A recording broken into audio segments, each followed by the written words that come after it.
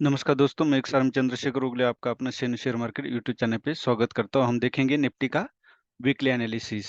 आज कल का मार्केट अगर आप देखोगे तो सेंसेक्स और निफ्टी ने 0.25 और 0.24% पॉजिटिव क्लोजिंग दी है। बैंक निफ्टी और फिर निफ्टी ने नेग्लिजिबल नेगेटिव क्लोजिंग दी है। बाकी अगर सेक्टर देखोगे तो स्मॉल सेक्टर सबसे ज़्यादा 0.50% से ज़्यादा पॉजिटिव क्लोजिंग दिए, मतलब स्मॉल कैप ने ही मार्केट को काफ़ी अपसाइड रखा है। अगर और नेगेटिव क्लोजिंग देखोगे तो private bank, PSU bank, metal, FMCG और फार्मा, ये पांचों सेक्टर नेगेटिव रहे।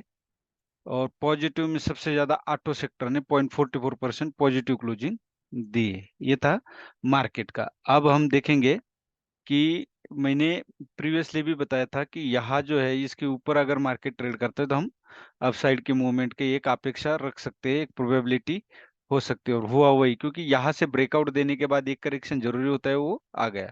अब 21,833 ये सबसे बड़ा रेजिस्टेंस है, क्योंकि यहाँ से सेलर्स एक्टिव हुए थे और जिसको हम डबल टॉप बोलते हैं, डबल टॉप पैटर्न भी बन सकता है। तो यहाँ विशेष करके अपना ख्याल रखे ट्रेड करते वक्त। और सेकंडली, अब यहाँ के क्या है, ये जो स्टार कैंडल है आप यहाँ देख सकते हो। मैं थोड़ा जूम करता हूँ। ये स्टार कैंडल बनी, डोजी कैंडल बनी, open is equal to close, उसको बोलते हैं डोजी। तो इस डोजी कैंडल में क्या है कि बायर्स और सेलर्स दोनों की कांटे की टक्कर है। लेकिन ये ग्रीन कैंडल बनी है, इसका मतलब बायर्स की संख्या थोड़ी सी ज्यादा है सेलर से। तो ये प्रोबेबिलिटी ये है कि मार्केट अपसाइड जाने के चांसेस ज्यादा है। तो 21,750 के ऊपर अगर हम बाय करते हैं तो 21,830 के आसपास हमारा फर्स्ट टारगेट होगा, मतलब 80 पॉइंट का।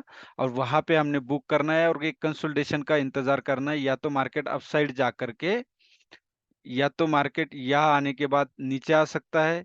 सेकंड पॉइंट ये है कि मार्केट यहाँ आने के बाद यहाँ से अपसाइड जा सकता है। थर्ड थर्ड ये हो सकता है कि मार्केट अपसाइड जा करके दोबारा एक करेक्शन देगा और करेक्शन बाद अपसाइड जाएगा। तो यहाँ पे कोई स्टार डोजी और हैमर कैंडल बनती है तो हम यहाँ पे बाय साइड बैठेंगे। अदरवाइज यहाँ पे कोई डोजी कैंडल बनती है 5 मिनट के लिए तो हम यहाँ पे सेल साइड बैठेंगे और स्टॉप लॉस छोटा होगा और हमें एक अच्छी मूवमेंट देखने को मिल सकती है। ये था हमारा डेली का एनालिसिस। तो आप समझ गए होंगे कि मार्केट में हमें क्या करना चाहिए। तो जो कॉल साइड, कॉल अगर लेते हैं तो कम कॉल ये लो या पुट लो, कम क्वांटिटी में ही ले। जब तक ये पुल करेक्शन नहीं देता आप ब्रेक करके, फिर मार्केट एक अपसाइड अच्छी मूवमेंट देगा, जिसको हम कह सकते हैं कि अपसाइड आसमान अभी खुला है 21,830 के ऊपर। अब हम सीधा ही आवरली में अगर आप देखोगे तो आपको ये पता चलेगा कि यहाँ पे एक डबल टॉप पैटर्न भी हो सकता है। डबल टॉप पैटर्न, अब यहाँ पे भी 21,750 के आसपास भी अगर आप देख सकते हो तो यहाँ से सेलर्स एक्टिव हुए थे, तो हो सकता है दोबारा यहाँ से सेलर्स एक्टिव हो जाए। इसलिए मैं कहता हूँ 21,750 का ब्रेक होने का इंतजार कीजिए, या तो तब तक आप शांत बैठे। क्योंकि इंट्राडे ट्रेड अगर आप ऑप्शन में करते हो, और ऑप्शन में इंट्राडे ही ट्रेड करना चाहिए, मेरा एक्सपीरियंस यही बता रहा है। क्योंकि मार्केट का भरोसा नहीं होता कब डाउन ओपन कर दे या कब अप कर दे। तो हम इंट्राडे ट्रेड ऑप्शन अगर करते हैं तो आपको वोलेटिलिटी भी देखना बेहद जरूरी है। इंडिया विक्स अभी बढ़ रहा है, इंडिया विक्स बढ़ रहा है, इसका मतलब मार्केट का जो ट्रेड करने का दायरा है, जो मूवमेंट का दायरा है, वो बढ़ गया है। मतलब 21,750 के पास जाकर के दोबारा 21,630 730 के आसपास आके फिर ऊपर चला जाएगा, 830 के पास आके बाद दोबारा 750 के आसपास जाएगा। तो आपका स्टॉप लॉस बढ़ गया है इसमें। मेरा कहने का मतलब है इंडिया विक्स बढ़ा है, इसका मतलब अभी आपका स्टॉप लॉस बढ़ा है। अगर 10 पॉइंट का 15 पॉइंट का स्टॉप लॉस देते थे तो अभी आपको 20-25 पॉइंट का ही स्टॉप लॉस शायद देना पड़ेगा, तभी आप मार्केट में ट्रेड कर सकते हो। उसी हिसाब से आप ट्रेड करें, जितना कम क्वांटिटी में करोगे आपके लिए बेहतर रहेगा। आप सीख सकते हो, आपका मार्केट में ध्यान रहेगा और लॉस कम होगा।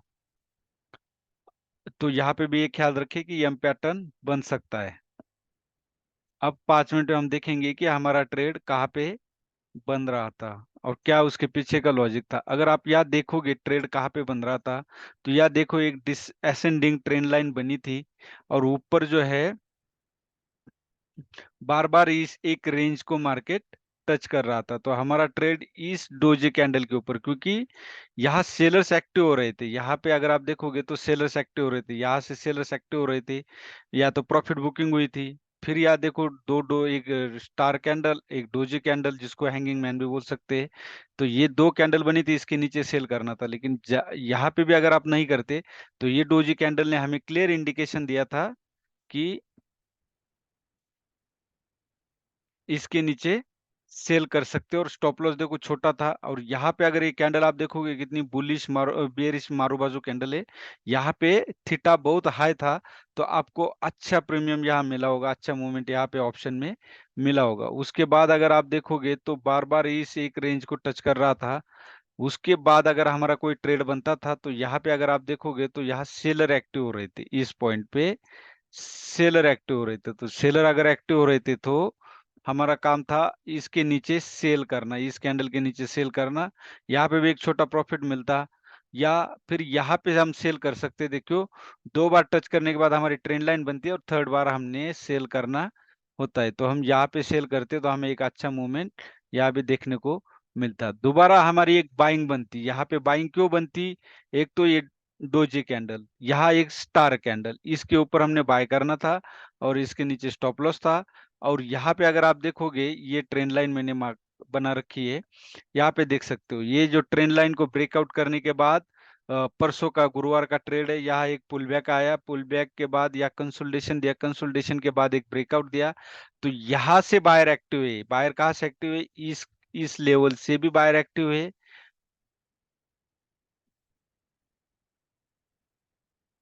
इस लेवल से भी बायर एक्टिव है, और या ब्रेकआउट के बाद इस लेवल से बायर एक्टिव है। मूवमेंट ज्यादा नहीं हुआ, तो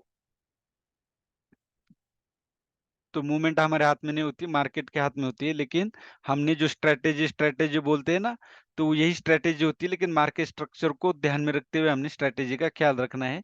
तो इसका मतलब जब यहाँ से बायर एक्टिव हुए थे इस पॉइंट से, तो यहाँ पे भी बायर एक्टिव होने के चांसेस ज्यादा थे, तो स्टार डोजी कैंडल मिलने के बाद हम यहाँ से बाय कर सकते थे, और यहाँ एक अच्छा मूवमेंट मिलता। बैंक निफ्टी में तो बहुत ज्यादा मिला, मैं आपको बताऊंगा।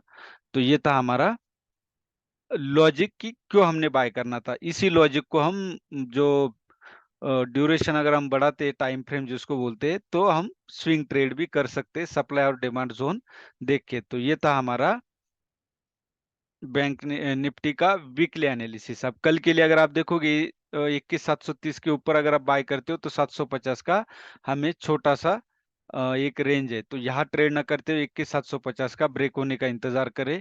लेकिन यहाँ पे बाय सेलर्स एक्टिव हुए थे, तो यह देख सकते हो ये एक सेलर्स का पॉइंट है, यहाँ पे भी 21,730, या बोल सकते हैं 21,730 से 21,700 के बीच में, तो यहाँ दोबारा सेलर्स एक्टिव हो सकते हैं। अगर हम 30 मिनट में भी देखें तो आपको ये नजर आएगा, यहाँ देख सकते हो यहाँ सेलर एक्टिव हुए थे। तो यहाँ पे अभी ये एक हॉरिजॉन्टल लाइन हमारी बनी है, तो हो सकता है यहाँ पे दोबारा सेलर्स एक्टिव होने के चांसेस ज्यादा है। तो मैं यही कहूंगा 750 को ब्रेकआउट होने दे, और एक करेक्शन आने दे, या तो 830 के बाद करेक्शन आने दे, और फिर ही ट्रेड करे, तब तक इंतजार करे। इतना निफ्टी का एनालिसिस। गैप अप या गैप डाउन ओपन होता है तो हम 30 मिनट का रेंज फॉलो करेंगे, और उसके बाद ही ट्रेड करेंगे। और जो दी हुई रेंज है ये फिर इनवैलिड हो जाएगी। फिर मैं करंट मार्केट में आपको मेरे टेलीग्राम चैनल से शेयर मार्केट पे अपडेट देता रहूंगा। ये था आज का निफ्टी का वीकली एनालिसिस। वीडियो अच्छा लगे तो लाइक कीजिए, शेयर कीजिए, सब्सक्राइब कीजिए। जय हिंद, जय भारत।